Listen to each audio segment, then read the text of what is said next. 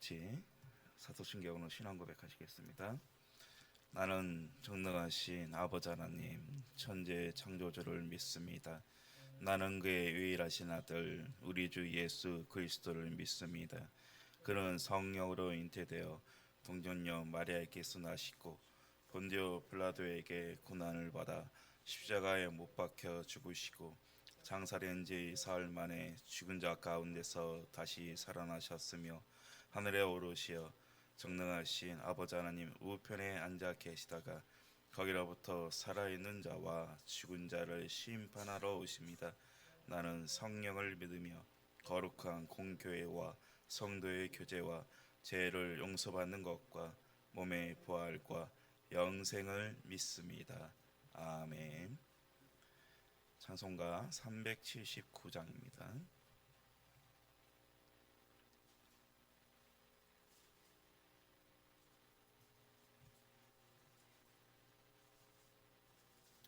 찬송가 379장입니다.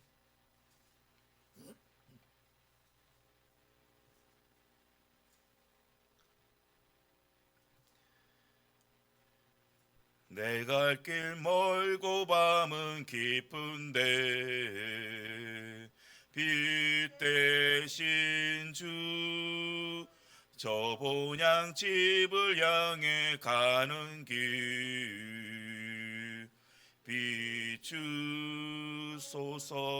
비추소서. 내 가는 길 다 알지 못하나 한 걸음씩 인도하소서. 이전에 방탕하게 지낼 때에 교만하여 맘대로 고집하던 이제의 사소서. 내 지은 죄 다 기억 마시고 주 뜻대로 늘 주장하소서.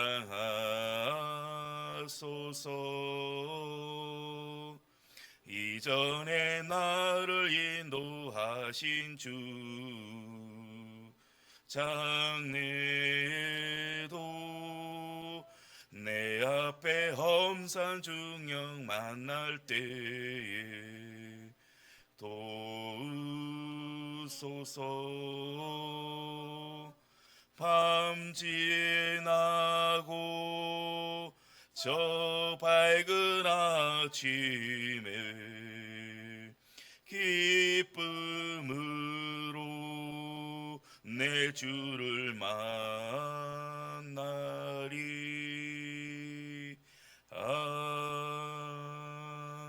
아멘. 하나님의 말씀은 신약성경 마가복음 1장 16절에서 20절 말씀입니다.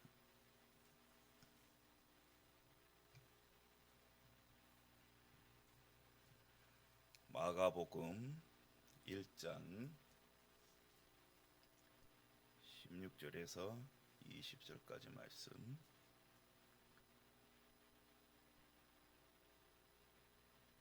우리 함께 읽겠습니다.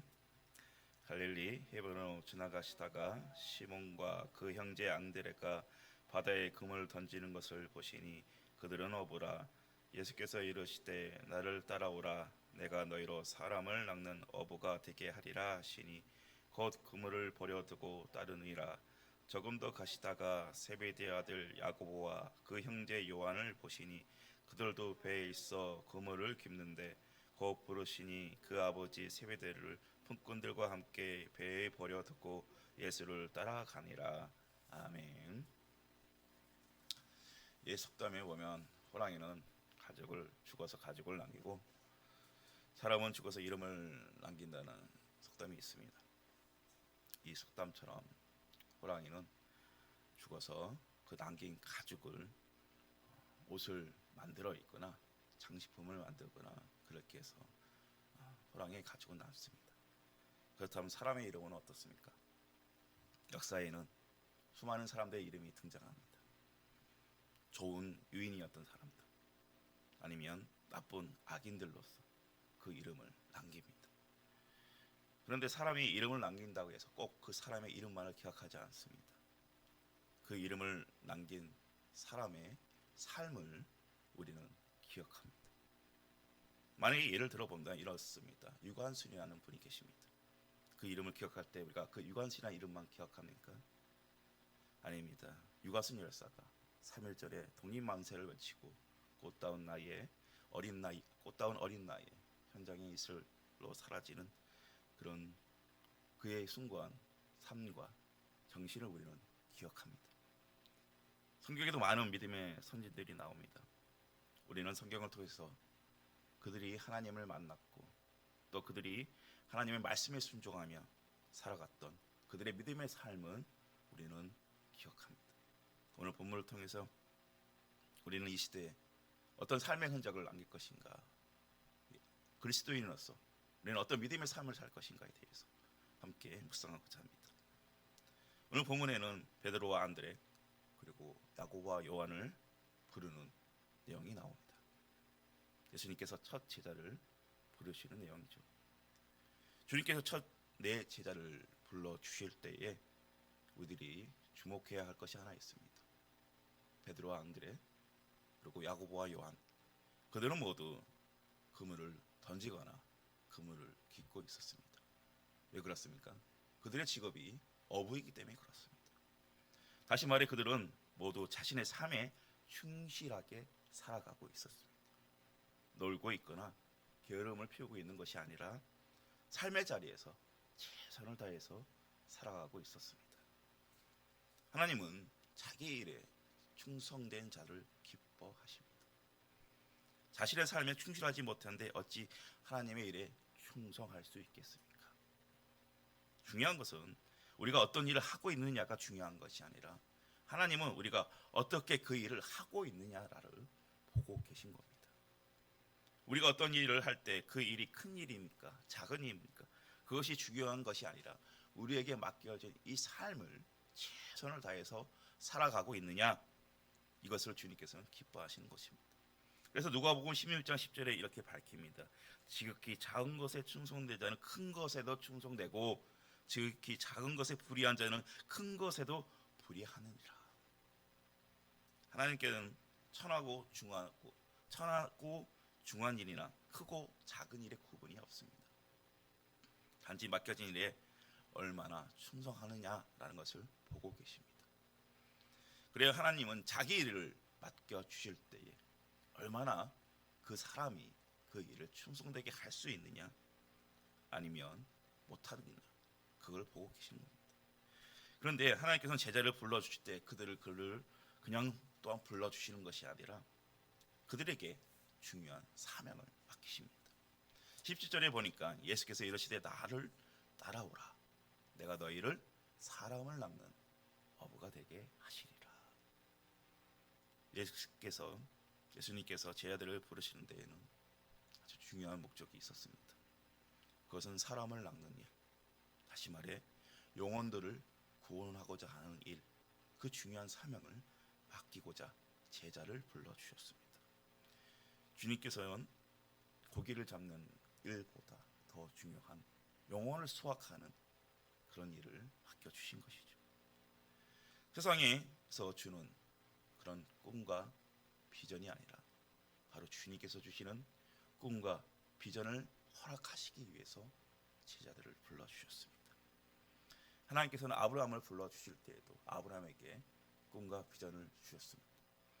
그리고 여호수아를 불러주실 때에도 가나안 땅이라는 비전을 허락하여 주셨습니다. 여러분, 간혹 우리들이 그런 얘기를 합니다. 우리가 우리의 상황과 환경이나 우리의 나이를 언급하며 도저히 나에겐 꿈이 없으며 내가 할 수 있는 것이 없습니다. 그러나 아닙니다. 절대 아닙니다. 여러분, 절대 결단코 그런 생각과 말을 가지시 마십시오. 우리에게는 주님께서 주신 꿈과 비전이 있기 때문에 그렇습니다. 우리가 주님의 꿈과 비전을 품지 않는다면 우리는 주님을 따르는 사람이라 할 수 없는 것입니다. 혹시 내가 지금 꿈과 비전이 없다라고 생각하십니까? 지금 우리에게는 이 세상의 그 어떤 꿈과 비전을 비교할 수 없는 주님의 그 꿈과 비전이 바로 내 삶에, 나에게 있다는 사실을 믿으시기 바랍니다. 자신감을 가지시고 그리고 순종하시기 바랍니다. 주님의 부르심에 순종하시기 바랍니다. 18절에 보면 베드로와 안드레는 곧 그물을 버려두고 따르니, 20절에 야고보와 요한은 배에 버려두고 예수를 따라가니라. 그들은 지금 그들의 삶 가운데 있어 중요한 것이 무엇인지를 알고 또 주님께서 비전을 제시해 주시니 그 비전을 따라 나선 것입니다. 오늘 아침 주님께서 우리에게 말씀해 주십니다. 나를 따라오너라. 그렇다면 여러분, 하나님께서 따라오라 하시는 그 부르심에 어떻게 하시겠습니까? 오늘 여러분 하나님께 물어보시기 바랍니다. 하나님, 오늘 내가 무엇을 해야 할까요? 하나님, 무엇이든 순종하겠습니다. 내가 주를 따라가겠습니다. 이런 고백이 우리 삶 속에 넘쳐야 되지 않겠습니까? 요즘 우리의 삶이 너무 불안정하고 불투명하다 보니 삶의 방향을 잃어버리고 방황할 때가 참 많습니다. 그러나 결코 우리들은 그 방향을 잃어서는 안 되겠습니다. 사도행전 22장 10절에 보면 사도 바울도 주를 처음 만났을 때 이렇게 기도합니다. 내가 이르되 주님 무엇을 하리이까? 주께서 이르되 일어나 다메섹으로 들어가라. 네가 해야 할 모든 것을 거기서 너가 이르리라 하시거늘. 베드로와 안드레, 야고보와 요한, 그리고 사도 바울, 하나님께서는 그들에게 주의 꿈과 비전을 주셨습니다. 그리고 그들은 주의 부르심에 순종하였습니다. 그들은 어떻게 되었습니까? 세계 모든 곳에 흩어져서 하나님의 복음을 전하고 또 순교하였습니다. 하나님께서 우리를 불러주시는 것은 이 세상에서 부귀 영화를 누리라고 불러주신 것이 아닙니다. 주를 따르며 이 세상에서 사는 것은 우리가 가장 편안한 삶을 살려고 노력하기 위해서 우리를 보내주신 것은 결단코 아닙니다. 하나님의 가장 큰 관심이 바로 그분의 꿈과 비전을 이루기 위해서 이 땅에 보내주셨습니다. 그 꿈과 비전은 무엇입니까? 영혼 구원입니다. 하나님께서 우리에게 성령을 보내주시고 능력을 허락해 주신 것은 또한 무엇입니까? 바로 영혼을 구원하기 위해서 그렇습니다. 내가 좀 남들보다 뛰어난 은사가 있습니까? 아니면 내가 나의 삶이 좀 남들보다 조금 더 풍족한 것 같습니까?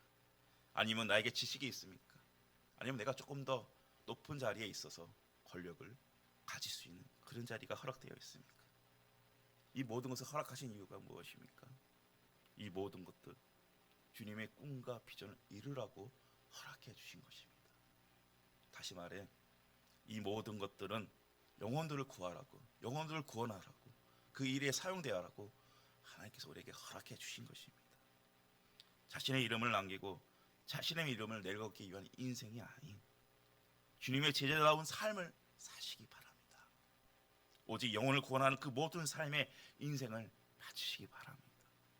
오직 하나님의 영광만을 나타나는 그런 삶을 사는 저 여러분들이 되시기 바랍니다.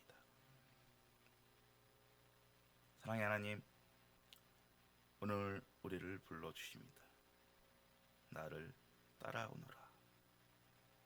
그런데 우리는 그 부르심에 응답하지 못합니다. 주님, 우리를 용서하여 주시옵소서. 주께서 꿈과 비전을 보여주셨는데 우리는 그 꿈과 비전을 보지 못합니다. 주님, 용서하여 주시옵소서. 하나님, 오늘 내가 무엇을 해야 할까요? 주님, 말씀하여 주시옵소서. 내가 주를 따라가겠습니다. 주님, 말씀하여 주시옵소서. 주님, 오늘 나의 삶이 육신의 정욕과 안목의 정욕과 이생의 자랑을 따라가는 그런 삶이 아니라 하나님의 꿈과 비전을 쫓는 영혼을 구원하는 그런 삶이 되게 하여 주시옵소서. 예수님의 이름으로 기도드립니다.